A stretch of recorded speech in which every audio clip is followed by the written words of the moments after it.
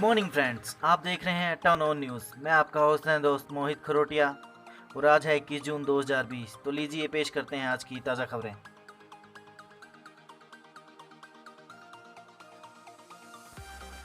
जाने आज भारत के किस शहर में कब लगेगा सूर्य ग्रहण। साल के सबसे बड़े सूर्य ग्रहण का शनिवार देर शाम सूतक लग गया। रविवार सुबह 10 बजे से शुरू होने वाला सूर्य ग्रहण दोपहर 2:30 पर खत्म होगा। शनिवार रात मंदिरों के कपाट बंद कर दिए गए। ज्योतिषविदों का दावा है कि 1090 वर्ष बाद ऐसा सूर्य ग्रहण होगा। इसमें कंकणाकृति सूर्य ग्रहण मृगशिरा में होगा। भारत में इस ग्रहण को सुबह 10:20 से 2:30 तक देखा जा सकेगा। 10:20 बजे से 2:02 बजे तक खग्रास स्थिति में सूर्य ग्रहण को बिना दूरबीन के नहीं देखा जा सकेगा। दिन में अंधेरा छाया रहेगा। ज्योतिषविद बताते हैं कि बुध, गुरु, शुक्र, शनि तथा राहु व केतु ने के बकरी होने के कारण सूर्य स्वयं कर्क में उपस्थित होंगे। वो कहते हैं कि ऐसा ग्रहण 1090 वर्ष बाद पड़ रहा है।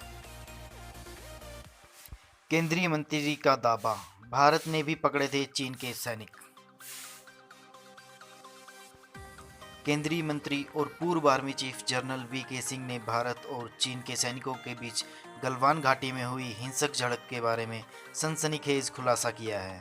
उन्होंने कहा कि चीन ने ही भारत के सैनिक नहीं लौटाए, बल्कि भारत ने भी चीन के सैनिक लौटाए हैं।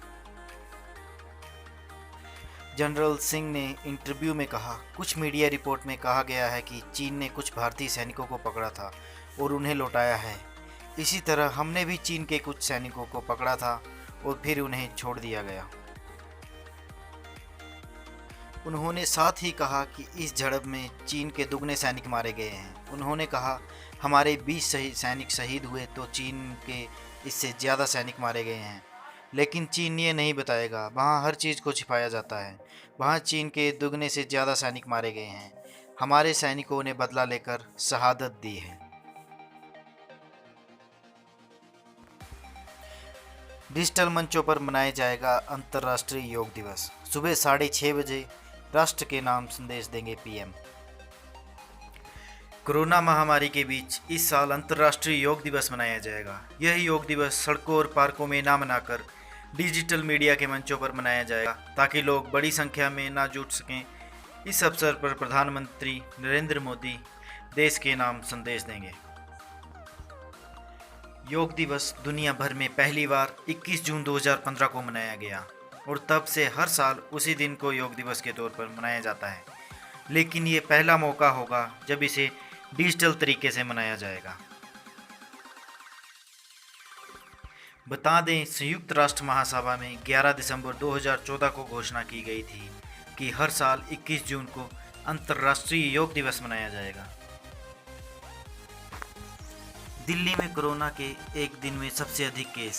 अब तक 56,000 से अधिक मरीज और 2,112 की मौत। दिल्ली में एक दिन में कोरोना वायरस 630 मामले सामने आए हैं। शनिवार 20 जून को संक्रमितों की संख्या 56,746 हो गई।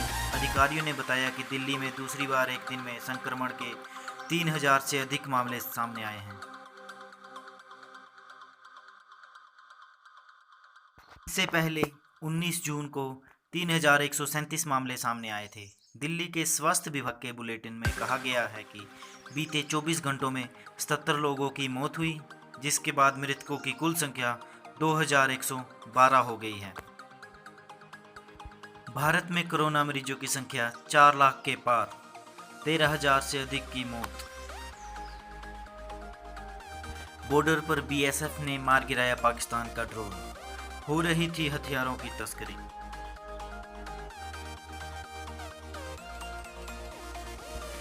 भारतीय सेना द्वारा की गई कार्रवाई के बाद पाकिस्तान की तरफ से भारतीय सेना की रेकी करने का प्रयास किया जा रहा है।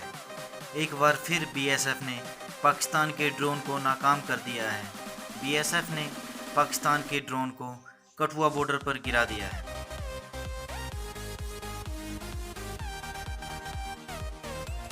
अमेरिका बोला चीन की कम्युनिस्ट पार्टी दुष्ट। विदेश मंत्री पोम्पियो ने कहा, चीनी फौज भारतीय सीमा पर तनाव बढ़ा रही। वह विकासशील देश को अपने कर्ज से दबाना चाहता है। अमेरिका ने चीन पर फिर एक बार निशाना साधा है। विदेश मंत्री माइक पोम्पियो ने कहा, चीन की कम्युनिस्ट पार्टी सीसीपी अपने पड़ोस में दुष्ट रवैया अपनाए हुए है। वह अमेरिका और यूरोप के बीच साइबर कैंपेन के जरिए गलत प्रचार कर रही है ताकि यहाँ की सरकारों को कमज़ोर किया जा सके। वह विकासशील देशों को अपने कर्ज और आत्मनिर्भरता के बोझ तले दबाना चाहती है।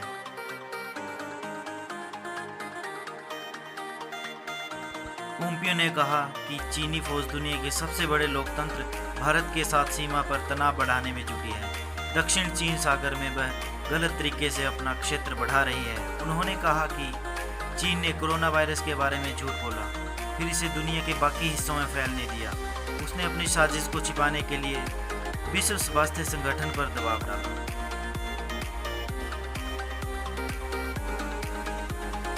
नेपाल ने कहा, पड़ोसी की तरह भारत और चीन सुलझा लेंगे आपसी विवाद।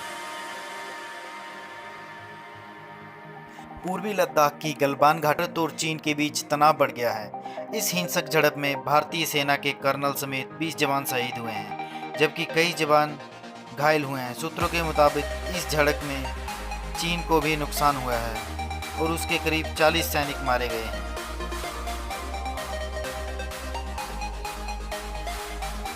नेपाल ने भारत और चीन के बीच गहरे तनाव को लेकर प्रतिक्रिया दी है। नेपाल ने विश्वास जताया कि भारत और चीन मिलकर आपसी विवाद सुलझा लेंगे।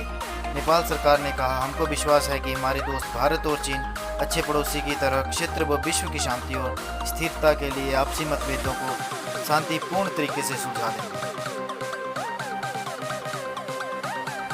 Thanks for watching. Please subscribe, share and press bell.